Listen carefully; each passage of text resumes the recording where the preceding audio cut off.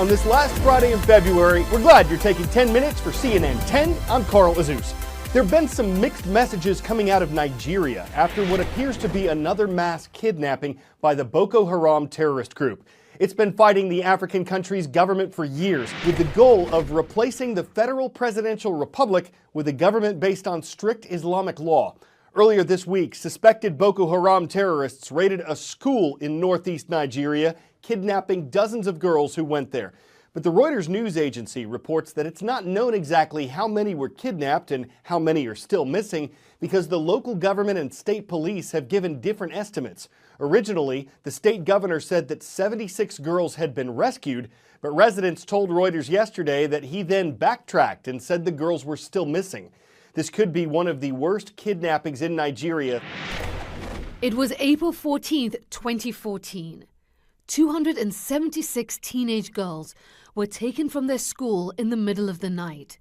Some of the girls were able to escape in the hours that followed.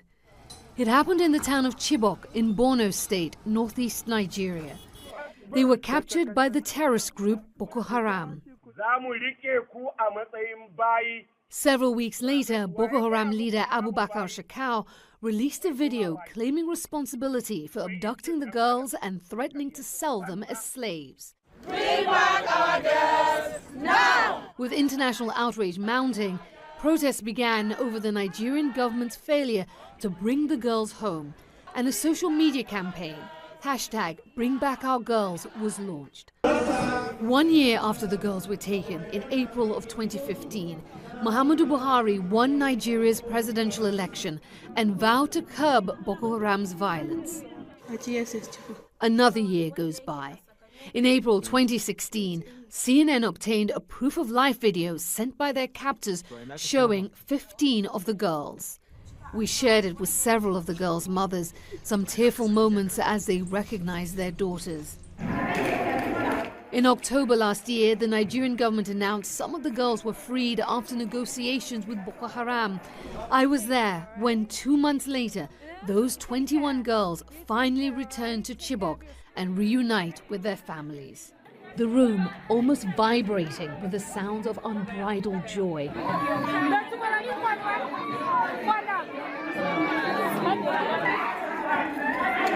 But for some waiting parents, heartbreak. These women have come looking for their daughters who are still being held by Boko Haram. Although several other girls managed to escape over the course of the past 3 years, the majority of those kidnapped remain in Boko Haram captivity to this day.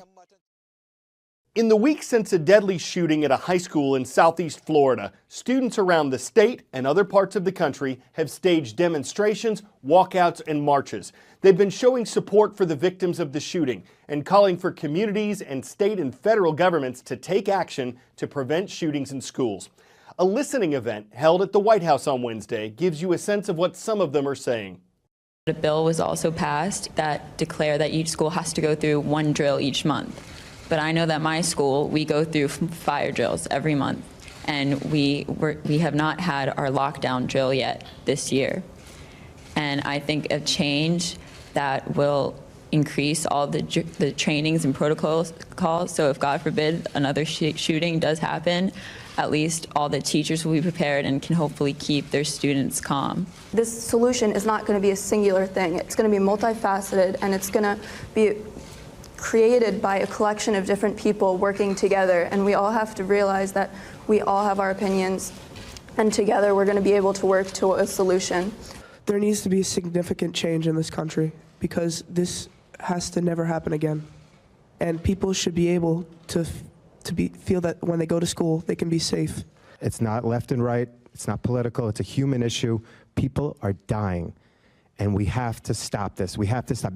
If he's not old enough to buy a drink, to go and buy a beer, he should not be able to buy a gun. And I don't understand why I could still go in a store and buy a weapon of war.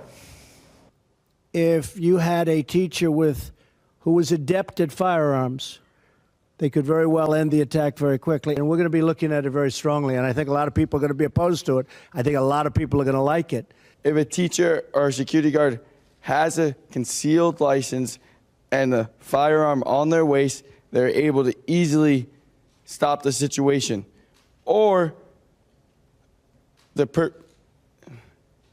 bad guy, I'll put it that way, would not even go near the school knowing that someone can fight back against them. School teachers have more than enough responsibilities right now than to have the awesome responsibility of lethal force to take a life. President Trump has voiced support for raising the legal age at which Americans can buy guns, outlawing certain components for guns, and expanding background checks to focus on gun buyers' mental health. 10-second trivia. Located between the Yellow Sea and the East China Sea, the island of Jeju is part of what country? China, Philippines, North Korea, or South Korea? Jeju is the largest island that's part of South Korea.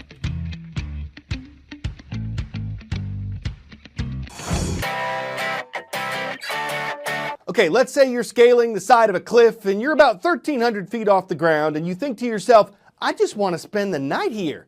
Well, now you can in one of these pods in Peru. They were set up by an adventure company. It said one of the biggest challenges of constructing this sort of lodge was making sure it could, quote, handle winds.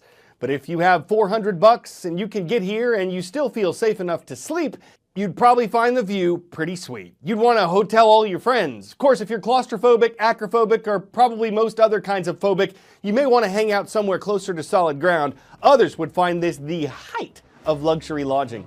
I'm Carl Azus, and Fridays are awesome.